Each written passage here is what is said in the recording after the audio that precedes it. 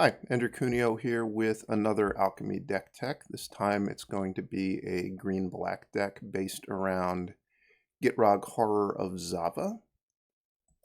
So the impetus of this deck was really trying to take advantage of this card, Settle the Wilds, so seek a basic land card, and then seek a permanent card with mana value equal to the number of lands you control.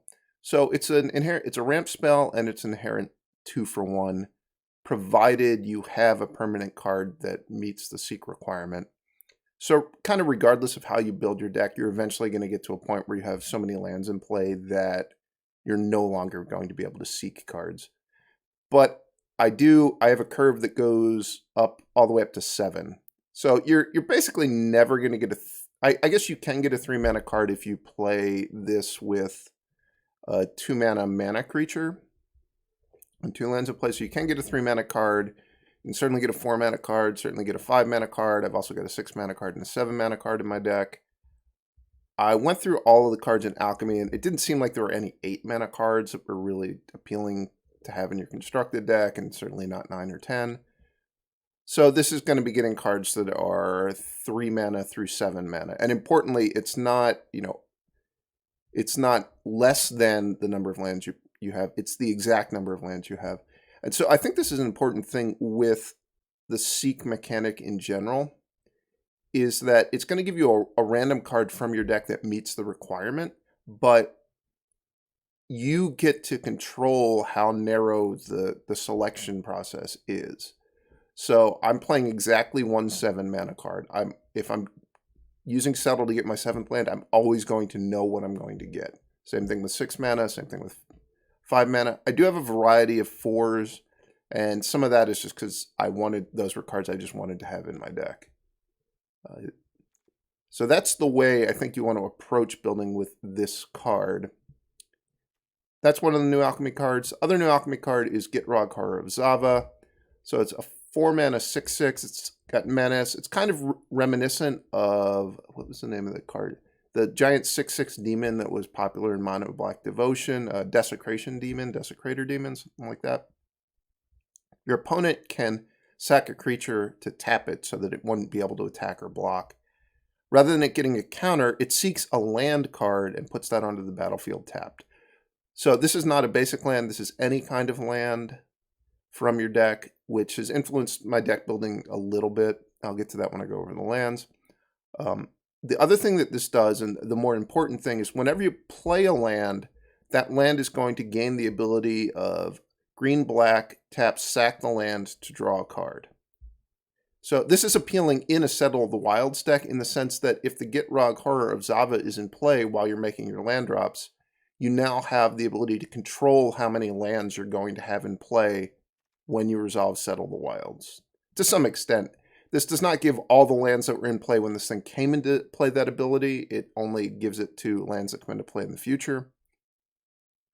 This is kind of a very powerful grindy card. It is not a very good card at necessarily blocking or attacking your opponent's life total because of the sack clause.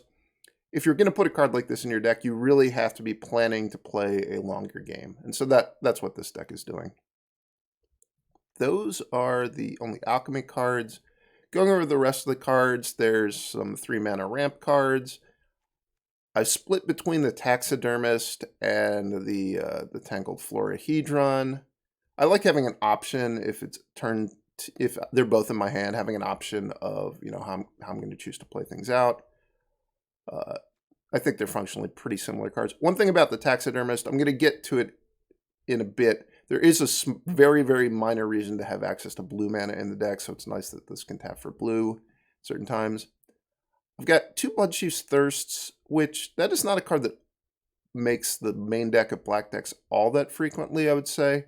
My logic is, well, one is that the curve of this deck is a little bit high, so potentially being able to use this to play like 2 spells on turn 3, 4, or 5 is a way to make up for the fact that the deck's a little bit slow out of the gates at times. Also, it seems like there's been somewhat of an uptick of Planeswalkers in decks in Alchemy, specifically to Fairy out of the control decks. So that is why I'm now including Bloodchief's Thirst in my deck. I also have Infernal Grasp in my deck. So I've split between those two. 3 Meathook Massacres. I think it's pretty important to have a way to gain life, and in a ramp deck, I think this is a very strong sweeper. There's one Ranger class, which is going in combination with the fact I've got A-Esika's Chariots in my deck. I still think A-Esika's Chariot is just a great card. It's a little bit different now that you only get the one cat, in that it's conceivably your opponent's going to kill your only token. So it's nice to have tokens that you can copy from other cards. So that's why there's one Ranger class.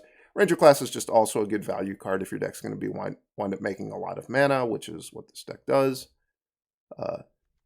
Also, in the make a lot of lands, make tokens theme, there's 4 copies of Wrenn and Seven. Obviously, the curve of turn 3 Chariot, turn 4 Wrenn and Seven, make a Tree Folk, attack with the Chariot, copy the Tree Folk. That's just a great start to a game. So that is what this deck is capable of. Got 4 Graveyard Trespassers. I think this is a really strong card that doesn't necessarily have a home in a lot of black decks. Like, it doesn't make a ton of sense to have this in your black control deck. It doesn't really fit in the tribal decks, but it is a very, very strong card just because the ward ability on this card is so good.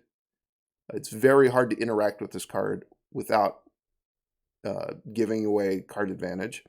Also, this is a way to gain life. It's a way to attack your opponent's graveyard. And it just hits reasonably hard, too. Great card that I haven't found a home I liked for it yet, but I think I like it in this deck. I've got a couple of Binding the Old Gods, just like additional ramp for the deck, additional removal that can also hit Planeswalkers. It can also hit Key to the Archive, which is nice. And then here are my 1 6-mana card is a Vorinclex. Surprise, it's still in Standard. People don't really tend to play with it very much. But Vorinclex is just generally a good card. It works kind of well with Wrenn and Seven in that you can, ultimate a Wrenn and Seven the turn you play it if you have Vorinclex out. Makes your Binding of the Old Gods go off a little bit faster.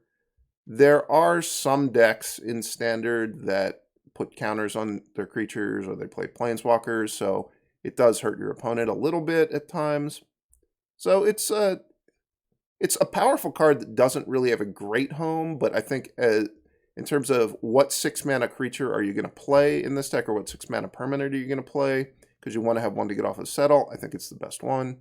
Similarly, I've got a Toxrill in my deck. Toxrill is a really powerful card, but also really expensive. I don't think you would ever just put it in a deck randomly, but I think it's the best 7-mana permanent you can get. Certainly against creature decks, it's the best 7-mana permanent to get off of Settle the Wilds. And if you think about it, you're playing a ramp spell, and you're getting a free 7-drop. If the 7-drop is good in the matchup, that is a huge advantage you've just gained for yourself. And then this is the reason I've got a tiny bit of blue mana in my deck, because you can sack the Slugs in a pinch to draw a card. Really, it's almost never going to come up, but if you can get blue mana in your deck basically for free, it's kind of worth it to be able to support this one activated ability on Toxrill. So that's why it's nice to Taxidermist tax for any color. Also looking at the lands, that's why I'm playing this green-blue pathway, is to have access to blue mana in a really, really long game. So one thing that's interesting, the Gitrog Horror, like I said, can get non-basic lands. Settle can only get basic lands. I've only got basic swamps and forests. You're always going to get a swamp or a forest off of this deck. There's a little bit of a danger that in a really long game you would run out with only 5 basics, but I don't think that's very likely to matter. Because the Gitrog gets non-basics, I wanted to weight my deck more towards having non-basic lands to make them more likely to hit. So I'm playing 4 creature lands in my deck, where otherwise I might be playing 2 or 3. Split between the Lair of the Hydra and the Hive of the Eye Tyrant. It's nice if you have multiple creature lands to have the option of which one it's more efficient to activate in a particular spot. The normal dual lands like you would expect. I've got these 4 pathways because of how Seek works with the Gitrog Horror. You're not going to have an option of putting this on the backside when you seek it. So I'm not playing the blue-black pathway. I'm only playing the blue-green pathway, because if I'm not going to have a choice, I just want to get the mana that works for most of the spells in my deck. I don't want to have this get me a blue-black pathway and have it be forced onto blue in a spot where I want the color of mana to actually cast the spells in my deck. So I've got more green pathways, fewer forests, more swamps. Is the way that I've configured the lands. Got one Field of Ruin, just generally a pretty useful card against opposing creature lands. Gitrog Horror can maybe hit it. 2 Forsaken Crossroads. Like I said before, I think this is a fine card to be playing in small numbers in any 2+ color deck in Alchemy. So those are the lands. Moving on to the sideboard. Got 1 Raven Feeblement, which this is a card that I hadn't been playing in sideboards. It's kind of an acknowledgement that the Inquisitor Captain decks are one of the best creature decks. It's very nice to have a 1-mana card that can just kill it, especially when it enters the battlefield with the Seek trigger on the stack. A lot of times you want to just kill it in response so that they can't Glasspool Mimic it immediately. That's an important thing to watch out for. 2 Outland Liberators, just to give myself an additional answer to Key to the Archive. You can also board it in against the black decks for a way to get Sanguine Brushstroke off the board. Go Blanks and Duresses, completely standard sideboard cards against the blue deck. Some Nighthawk Scavengers. I wanted an additional creature that allowed me to gain life, and this really gains a lot of life. It's also just good against creature decks in general. Some Crippling Fears to deal with tribal decks or just small creature decks. Then the most interesting part of the sideboard is the additional 6 and 7 mana card. So I figured since you're going to be playing a 1-of that you can tutor for with Settle, you might as well have some options in your sideboard to make sure you have the right options for the matchup. I've got 1 Avabruck Caretaker. To be honest, I haven't really found a spot where it shines, but I want to continue to play with it to see if there are places where I'm going to like it more than Vorinclex. Perhaps against like a mono black deck that's got a lot of removal would be where you want this. I'm just not really sure what the right spot is for it, but it's a very powerful card, so I want to continue to try it. And then Cragplate Baloth, I think, is just a great card to be able to get for free if you're against a blue deck. It obviously has a weakness that it is bad against Divide by Zero, but if you can either use your discard to fight through the Divide by Zeros, or you just run it into a Divide by Zero, it gets divided, you just cast it again the next turn. Either way, this is a card that I think a lot of the blue decks actually have a pretty hard time handling. They basically need a sweeper like Doomscar to get it off the board. It's also just, 6/6 haste. It deals a lot of damage in a hurry. You are going to get enough lands into play to kick this in a long game, so it might be a 10/10 haste.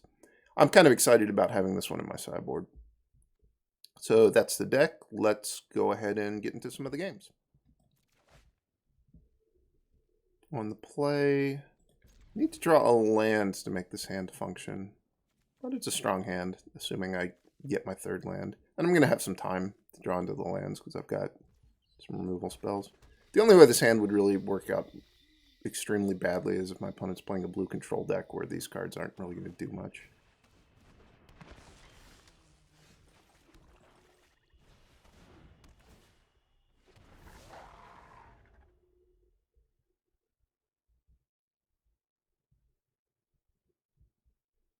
I think if they want to attack, I'll just go ahead and trade. It means they're not going to get to Deadly Dispute the Shambling Ghast. It means they don't get to just make a treasure if they want the mana. I guess they do get to make a treasure here if that's really what they want to do, but then they just chump attacked with their creature. Now that was an awkward draw.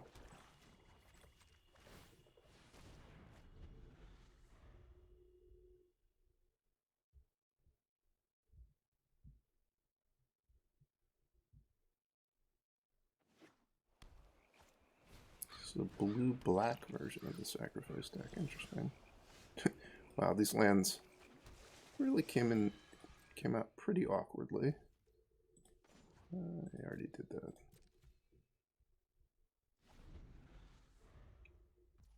Certainly not worth using a removal spell to kill an Eye Twitch.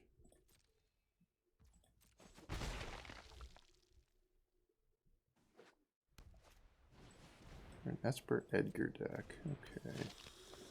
Might be worth killing Edgar, though. Just for tempo reasons. I think it probably is.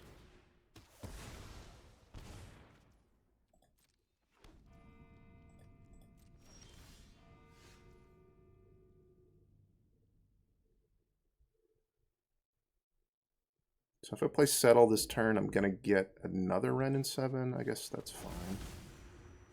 Definitely want to get more lands into play.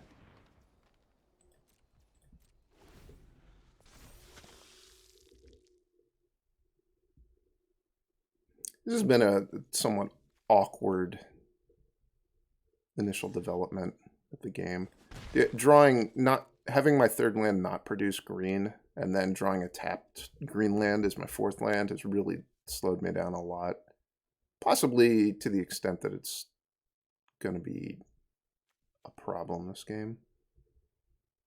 We'll have to see how efficient they are at getting the Wrenn and Sevens off the board. Oh, that's a good card.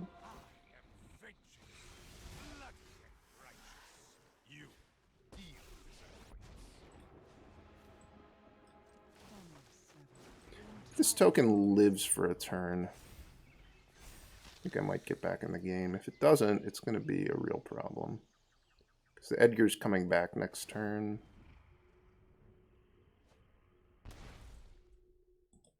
You wish to know my secrets? Very well. Seems like the token's about to die. Yeah. I'm almost to the point now where it's... I need to draw Meathook Massacre to get back in the game. I could also, I guess, draw Binding of the Old Gods and just get the Coffin off the board. That might do something. I have other groves to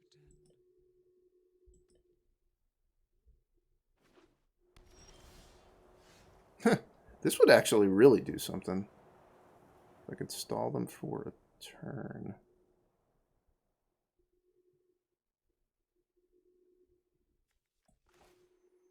Yeah, let's just play the Gitrog Horror.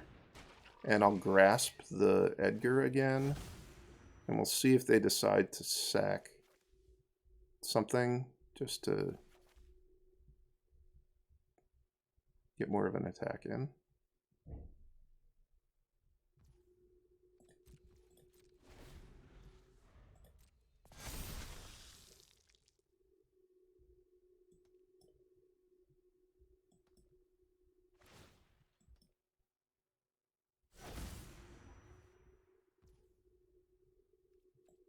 Sadly, they did not.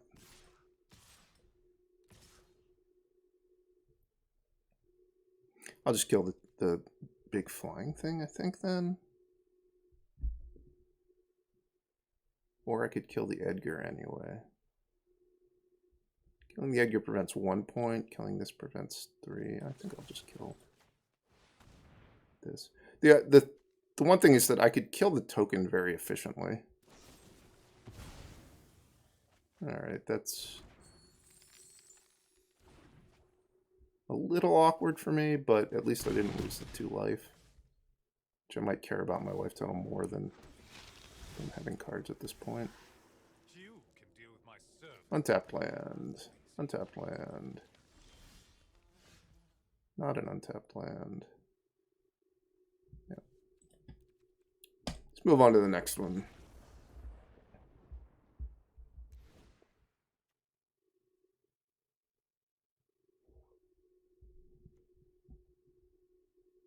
I think I liked most of what I had going on here. Infernal Grasp seemed on the mediocre side, so maybe that is one I don't want. Also, they did have Planeswalkers, and this is also good against the Coffin, right? Because it doesn't get the counters, I believe. So maybe I'll not board it out for the Caretaker here. I like this. I think the only card I really don't like is the Infernal Grasp.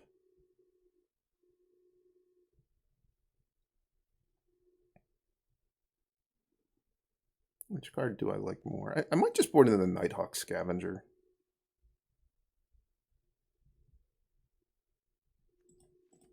Because I think they're going to have a limited amount of removal and just have enough things to fight through the removal. The other option would be to board in some cards that attack their hand.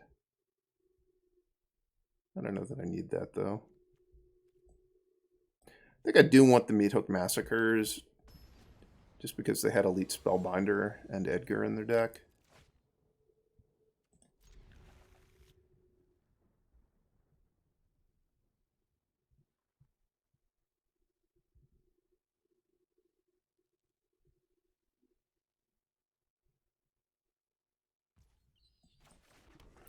Opponent mulled once.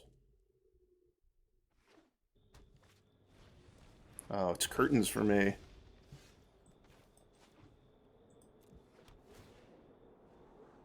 I want to draw Field of Ruin, not really. The Trespasser is kind of nice against the curtains.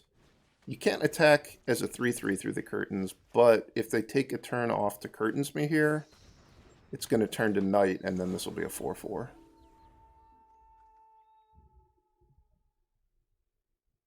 Also, now I've drawn the Meathook Massacre, I have the option of just attacking and massacring for 1. I don't think that's what I'll do next turn. I'll probably just play the Chariot, almost regardless of what they choose to do with their turn.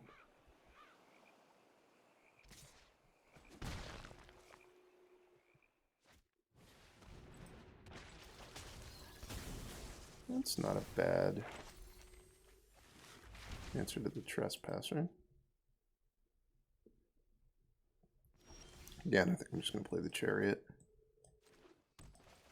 Might wind up massacring for 2 here. I could also just, since I have a second Chariot in my hand, I could just trade this Chariot for the Fellstinger, which I think is what my opponent will be looking to do.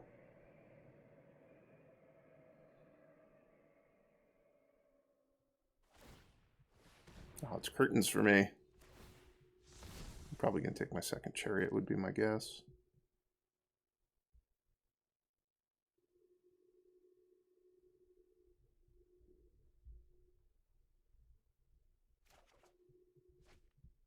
Okay, not the worst draw. Ooh, they have a spell. That's very awkward. And here they're getting my only token.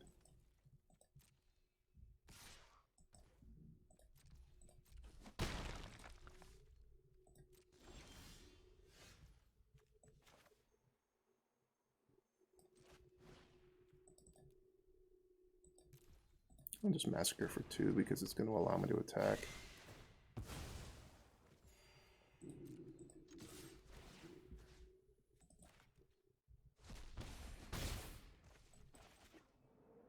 I want more black mana or more green? I want more black. Certainly don't want a Tangled Florahedron. I could have crewed the Chariot before playing the Massacre, but I would have actually attacked for 2 in that scenario and not gained a life and not gotten a card out of the graveyard, so that would have been clearly worse.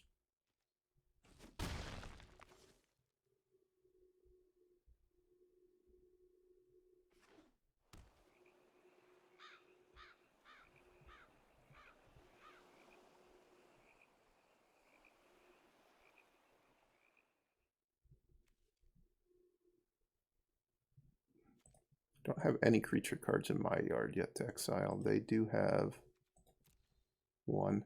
One thing that's a little bit awkward is the interaction between these 2 cards. At times you might be tempted to exile a creature from your graveyard, and it might be right to do so, just so you can get the drain ability, but it is going to make the Taxidermist not turn on.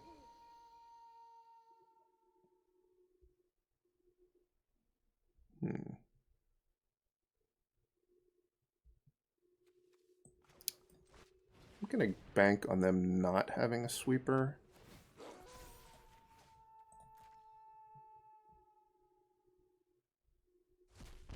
It's possible that they just want to use their mana to blow up the Chariot here, which is fine. I don't mind if that's what winds up happening.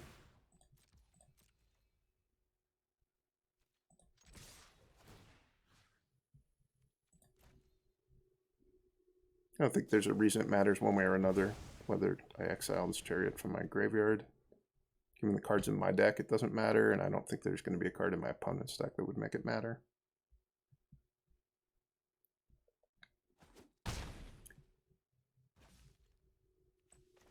I'm just going to go ahead and play the Taxidermist. I really don't think that they're... I guess the one sweeper they could have is Meathook Massacre. Maybe I'm walking into that.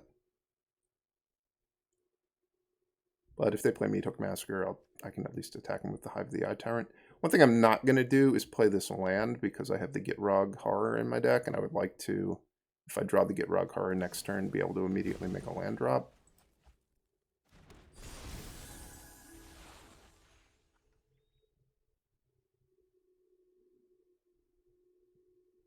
I guess the other downside to playing the Taxidermist was I did change it back to day. Which that might have been pretty bad. Yeah, playing the Taxidermist was a real mistake. Because now they can play Meathook Massacre for 3 and not kill the Revealing Eye. I definitely screwed up.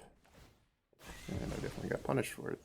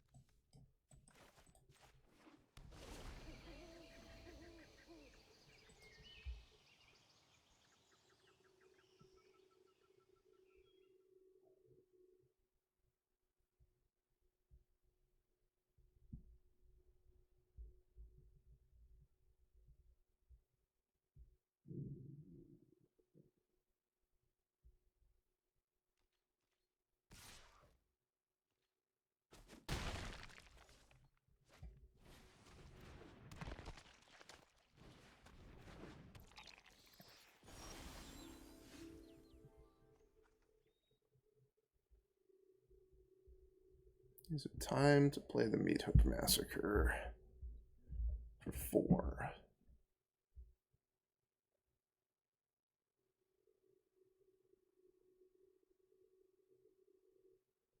I think so.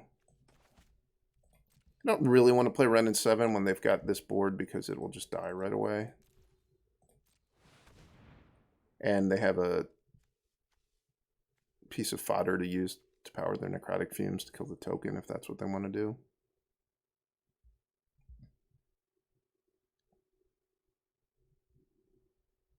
A Deadly Dispute again? Yeah.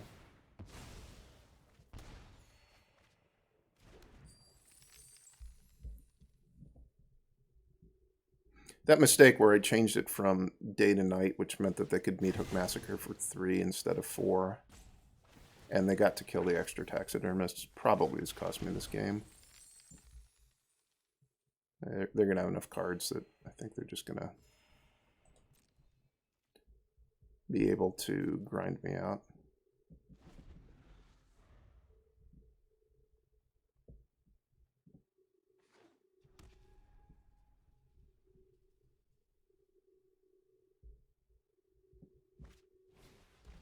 Oh no, it's curtains for me yet again.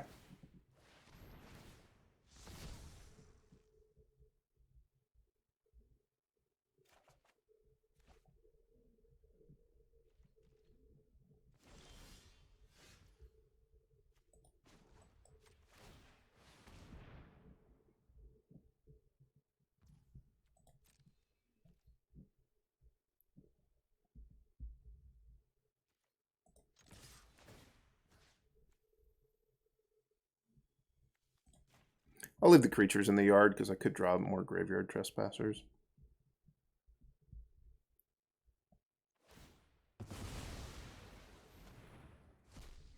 Now we're going to trade lands. Okay. But I got to at least get a bunch of the treasures in addition to the land. It's not the worst thing in the world for me.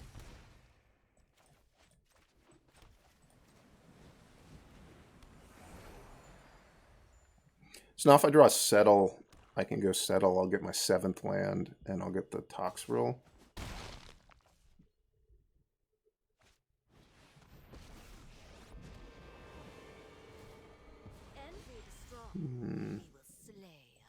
That is not the Toxrill.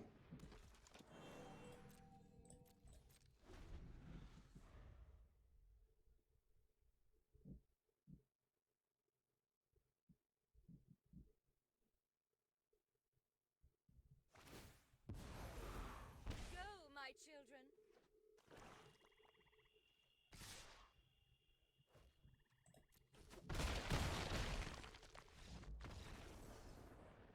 I guess I should have blocked, but there was no coming back from that.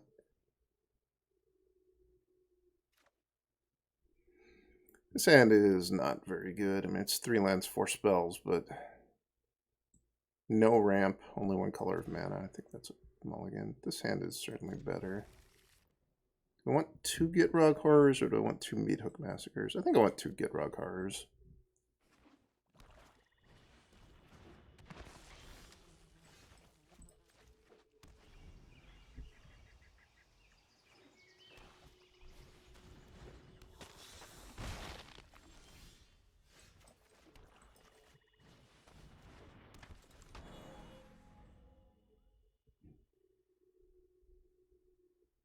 If the Taxidermist dies, I'll be able to Meathook Massacre for 1. If the Taxidermist doesn't die, I might not even Meathook Massacre at all, just because the Shambling Ghasts -1/-1 to be able to kill the Taxidermist, which I don't think I want to have happen.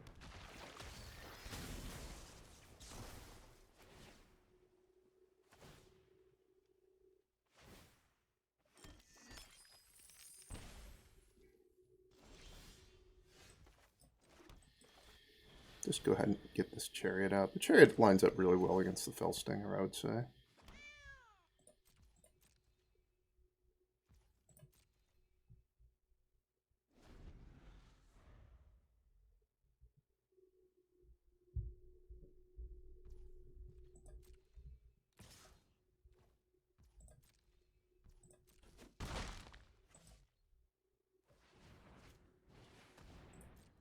Another Bloodcaster.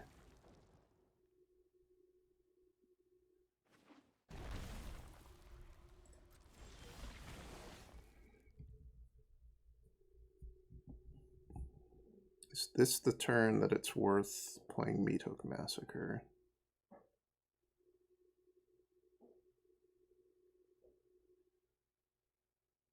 Seems like it.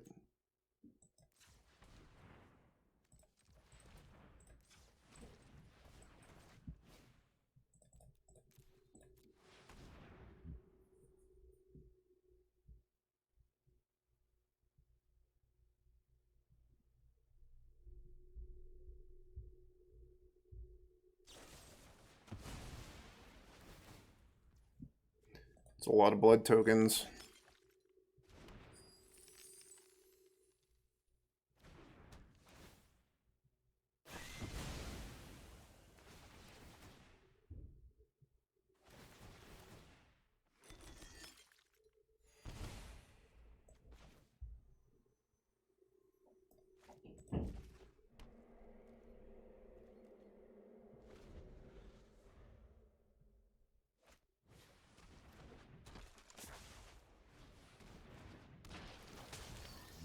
Another Fellstinger.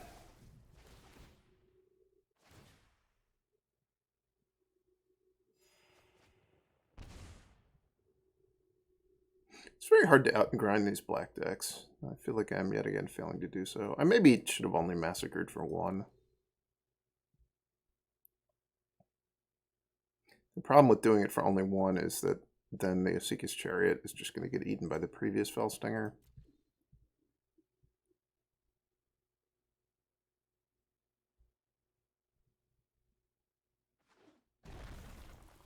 I might have just played the wrong 4-drop for the matchup to start. Maybe I just should be playing to have Gitrog Horror come out immediately. And just try to make sure I'm getting as much value from my lands as I can.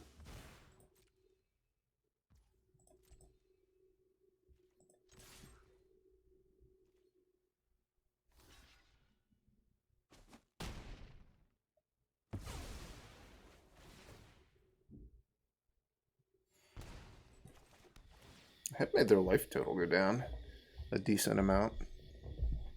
I'm not sure that's going to matter.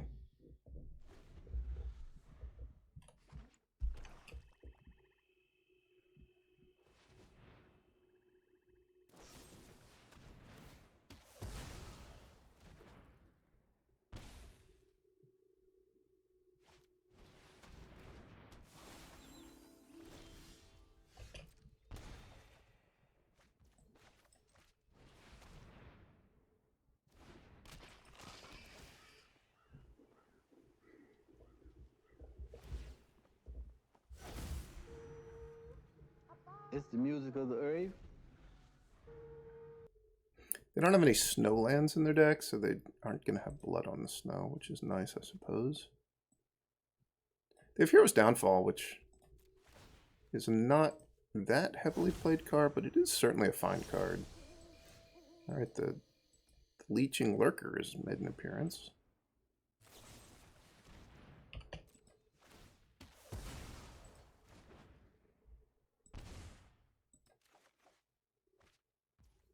Do I want to use this Massacre, or do I want to use the Thirst? Thirst is going to cost 4 mana anyway. The Thirst can kill a Planeswalker, but the Massacre would clean up the tokens from the Loth, which maybe I care more about. I think I'll just use the Thirst here.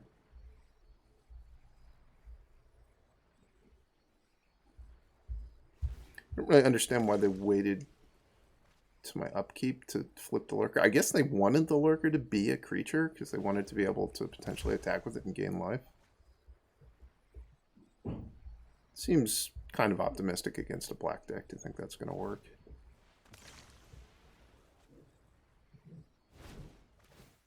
Finally getting to cash in on all this blood, so their hand is probably pretty strong now.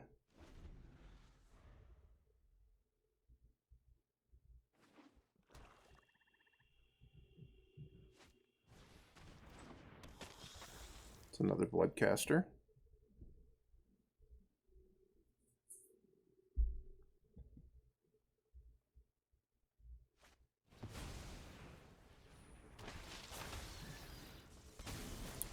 I'm glad I saved the Meathook Massacre, even though I don't know that I'm beating this, because I think the Bloodcasters are actually flipping now. Yeah. I guess I'm going to get to sweep the Bloodcasters, and I'm going to kill some of the blood. Does it give the thing haste? Yeah. So I'm going to get hit for 4 from the blood.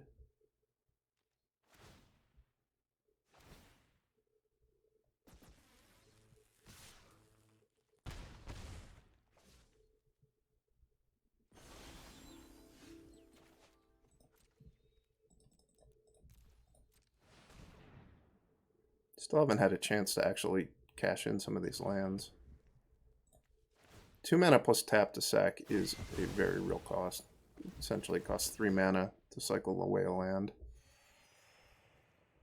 It's a powerful ability to have on a card, but it is an expensive ability to use.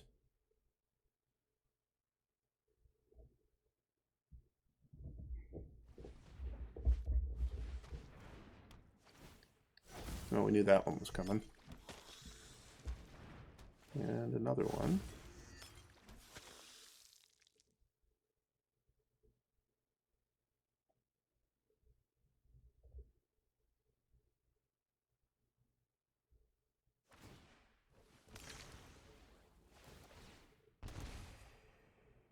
The draining is strong.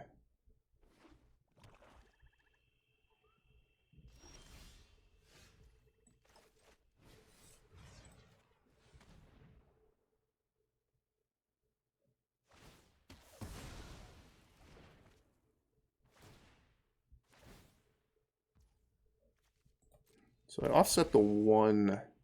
I partially offset the one Blood Artist. I offset it when I'm killing their creatures. I guess I'm preventing them from gaining life when they're killing mine.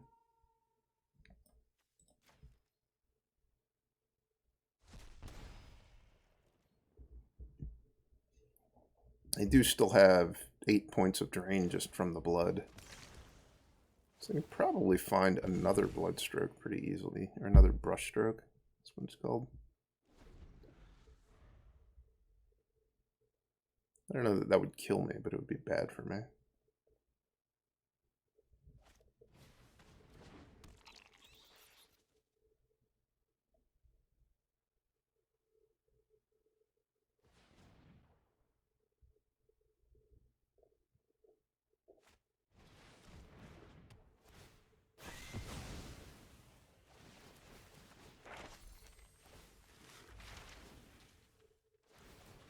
So many triggers. One thing you need to understand how active player and non-active player works for playing these mirrors. So they're the active player because it's their turn. Their triggers all go on the stack first when you have a bunch of simultaneous triggers that are all going on the stack. Theirs go on the bottom of the stack, then my Meathook Massacre triggers go on the top of the stack. In that case, it didn't really matter because no one was in danger of dying through the resolution of those triggers. But there are times when it does actually have a chance to matter. I don't know that I can beat the mascot exhibition. I guess this was a pretty good draw. What would my other good draws be? Maybe Settle the Wilds to find a Toxrill would be good.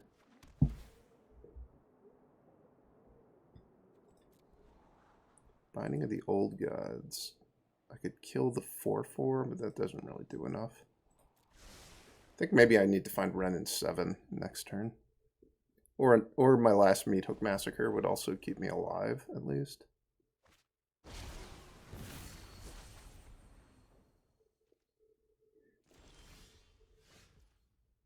That's actually really good, too.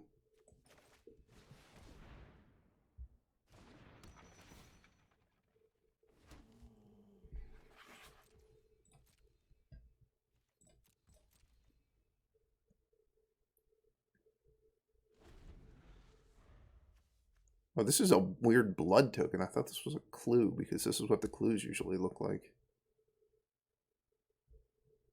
So they've got 6 point of drain available to them. Plus they're hitting me for 2 a turn.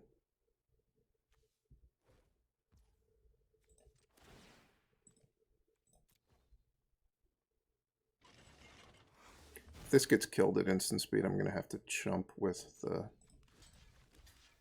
cat token.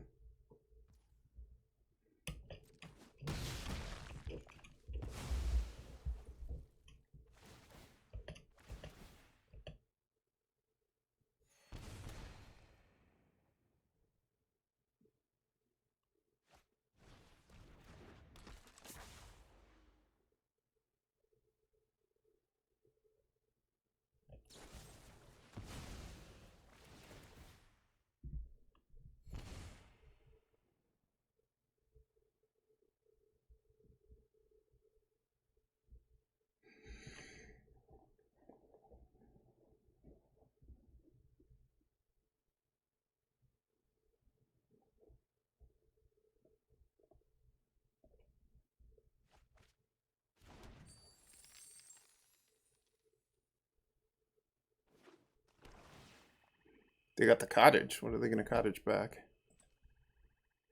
A Blood Artist. Okay.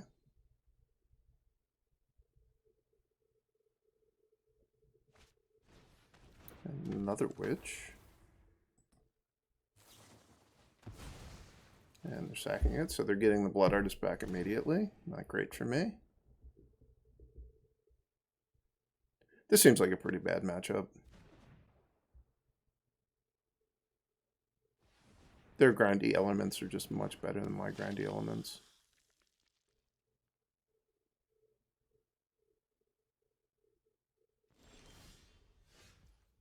So that gives me a Toxrill.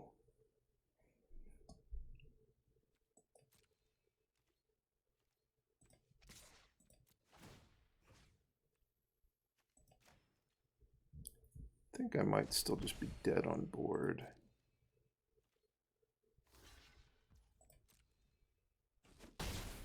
So remember, I'm going to get drained for 6 just from the blood they have sitting in play. I'm losing 1 life. Actually, I'm losing 3 life? 2 life from that trade there. But I did gain a life from the Trespasser attacking, so it was worth attacking.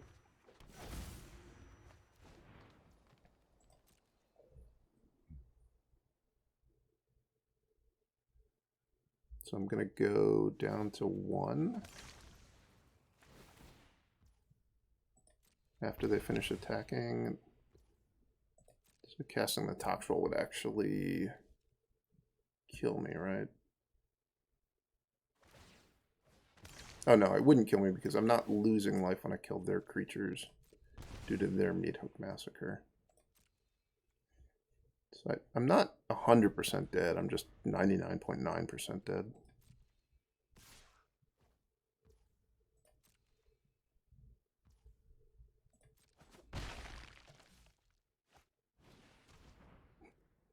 The cat kills me.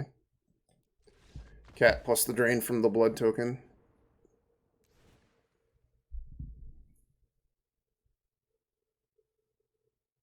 So what would actually make this more playable? I continue to think Infernal Grasp is not good here. I think Nighthawk Scavenger, just to have the life gain to fight the draining, is probably good. Let's try the Caretaker.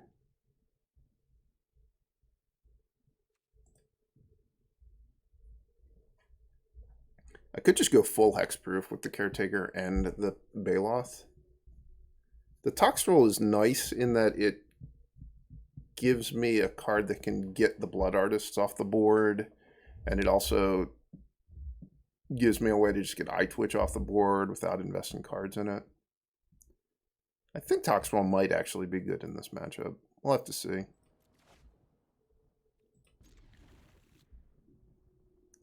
Reasonable hand. Plenty of ramp. Nothing that I'm ramping into yet, but I'm confident I'll draw something. Or I'm hopeful I'll draw something at least. There we go. It's something.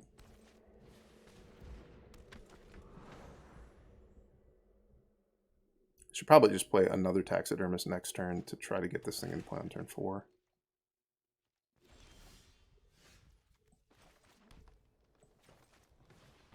If they go Deadly Dispute Meathook Massacre, I will be very sad. If they don't go Deadly Dispute Meathook Massacre, I think I'm in good shape, actually.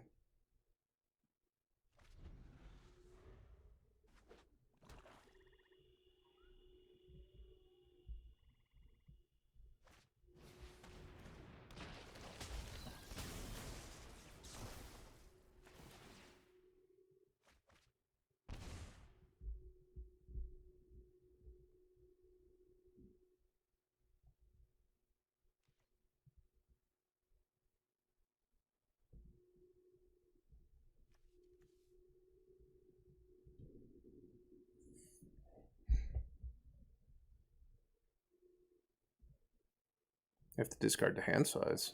Okay. Start growing a Taxidermist.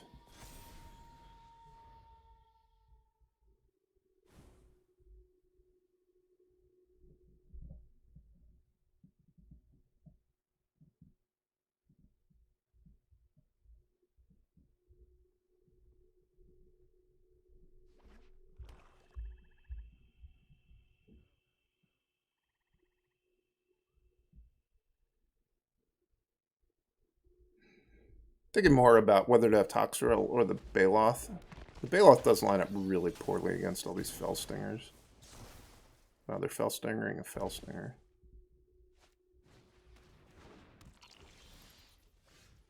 So I got two options. I could pass the turn to switch it to Night, which makes the Caretaker great, but they've got a handful of cards. They'll probably be able to switch it back to Day. So I think I'm just gonna get this thing out of the way. I'm gonna diversify my counters. They can't Massacre for 4 next turn. You can only Massacre for 3.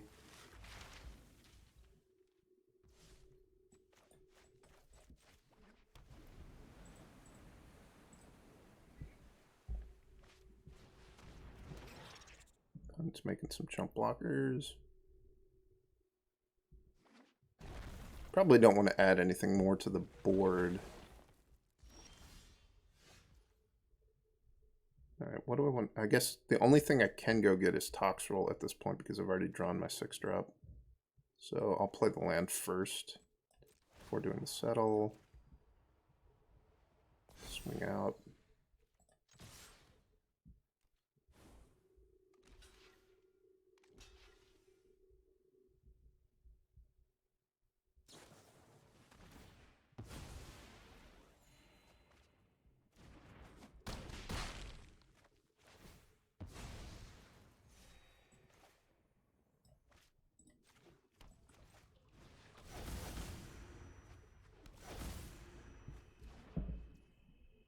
I even have the blue mana for the slugs.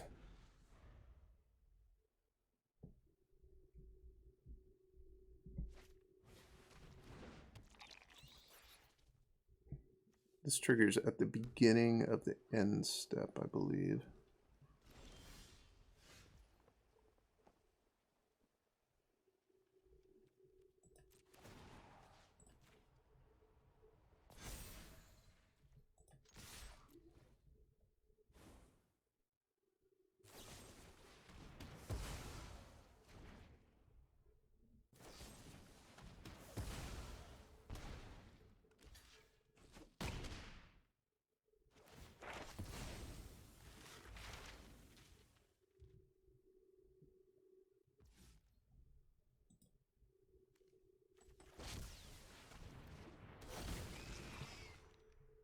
I'm going to hold this land in my hand because of Gitrog Horror Zhava.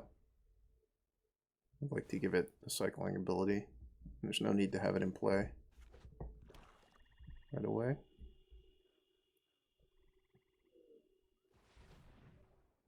I'm going to be disappointed if I find a way to lose this game, too. Feels like I've had a ton of stuff go right.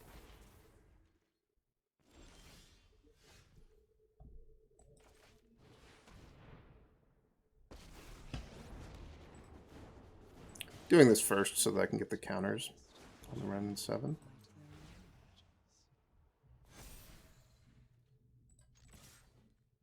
Is it worth playing the land now? Is there a reason that I want my guy to be a 10-10 right away? And on the way to being an 11-11, presumably next turn? I think the answer is no.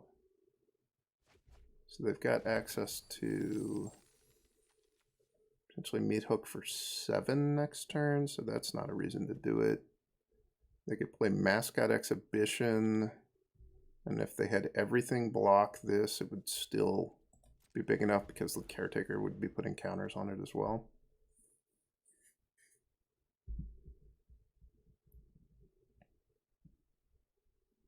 I feel like I should have killed my opponent by now. I had a turn 4 Avabruck Caretaker, and it's attacked for the past 6 turns, and they're still not dead. And honestly, they still just have a grip full of cards, even.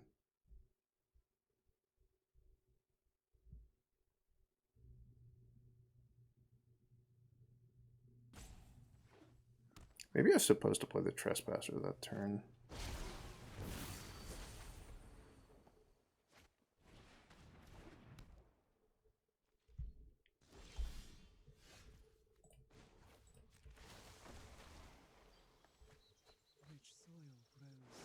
We whiffed. Not ideal.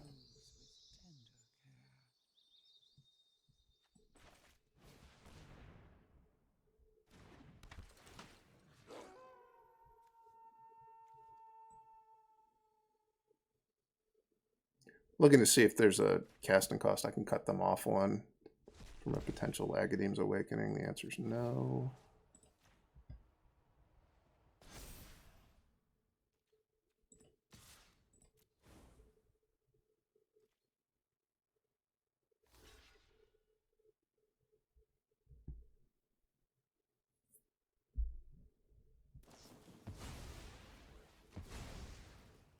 Alright, so how big's the Meathook Massacre now?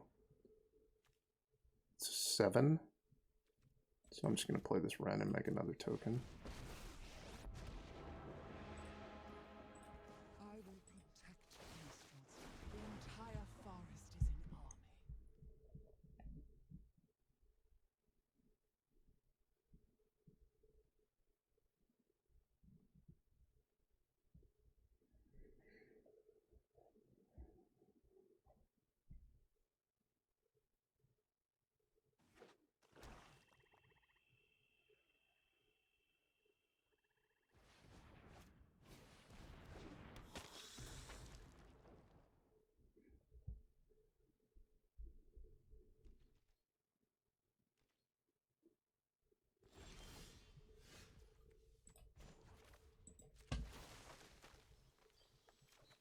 Rich soil grows mighty forests.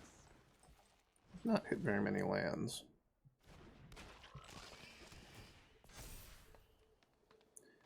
Now the Massacre would be 8 next turn.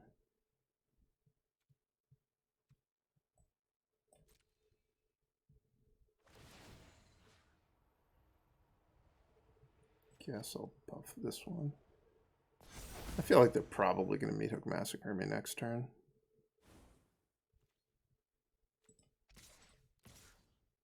Can I force them to trade? I guess I can attack. They're not going to have everybody block it. Then I get the trigger at least.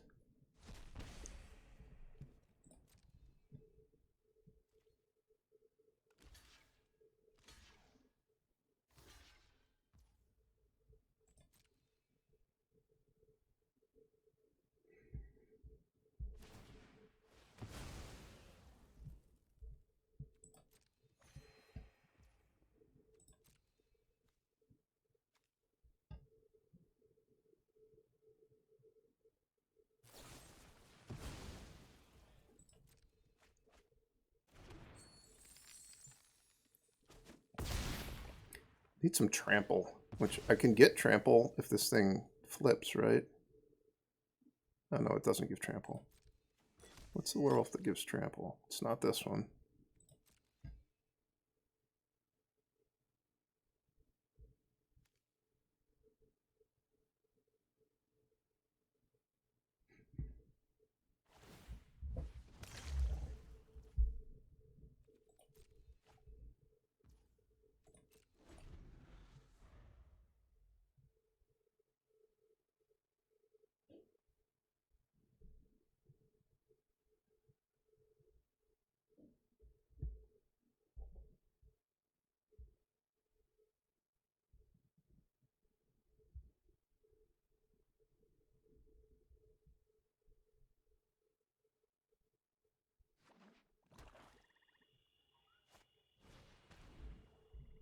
More jump blockers. More jump blockers.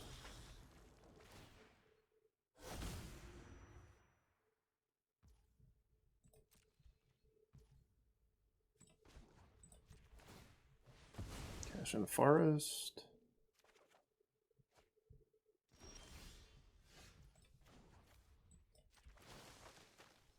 Not in danger of decking myself, thankfully. Finally, I hit a creature land off of Wrenn and Seven. This might be the turn that it's finally time to send in the Avabruck Caretaker. How big can Meathook Massacre be now? 4, 5, 6, 7, 8, 9, 10? I guess I want the counters here.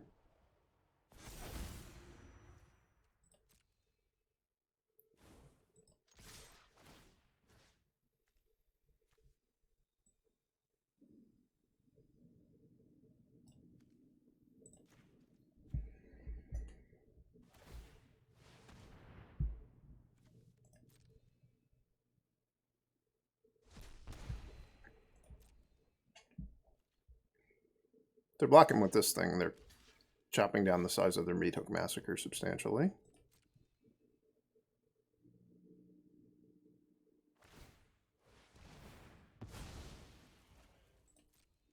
Seems like they should have floated mana there. Finally, I won a game. Alright. That seemed pretty good. Would Cragplate Baloth have been better than Toxrill that game? The Hexproof would have been nice, but they do have so many Fell Stingers. I think the answer is it's not actually better.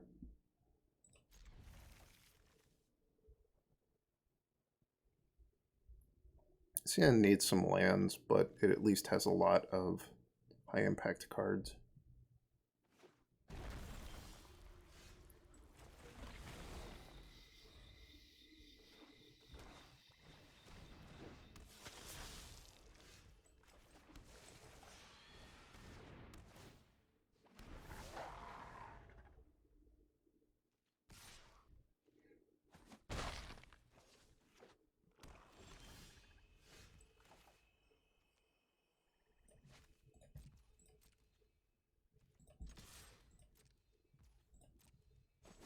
So this is the mana value where it's a bit random what I get.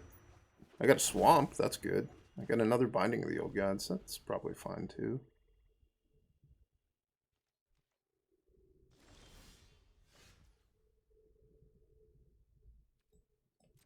I think I'm happy to trade here. Seems like they want the trade for sure. So I'm kind of doing what they want, but in order to not do what they want, I would have to just not attack with the wolf token, which I don't know why I would want to do that. I'm going to play a little bit off curve and lead with the Chariot, just because it means that next turn, the Wrenn and Seven is going to make a token, and then the Chariot will have the option of copying the token. Also, it means that they've got 3 untapped mana. If they have like Hero's Downfall they're looking to cast, I don't give them a good target for it with that mana.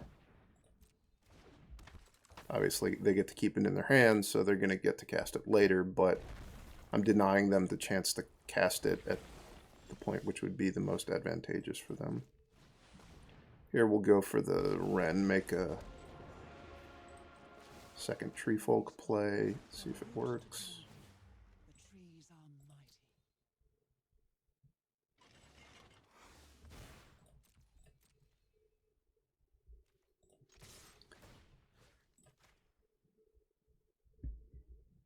If they have an Infernal Grasp, they can get rid of the second Treefolk there, and then the Cursebound Witch would be able to attack the Wrenn. But the Wrenn has 2 loyalty, so I don't even think I need to leave the Wolf Black to block, potentially. Alright, so that's... I guess that's how you win that matchup, is you just hope they stumble a little bit and you get Chariot and Wrenn going, because Chariot and Wrenn is still just really, really great combination. With that, I'm going to sign off, and I'd like to ask anybody who's made it this far, if you haven't subbed to the channel yet, it's free. You just need to click the subscribe link, and it does actually help me out a lot in getting more traffic for the videos and helping to grow the channel. So please go ahead and do that. See you next time.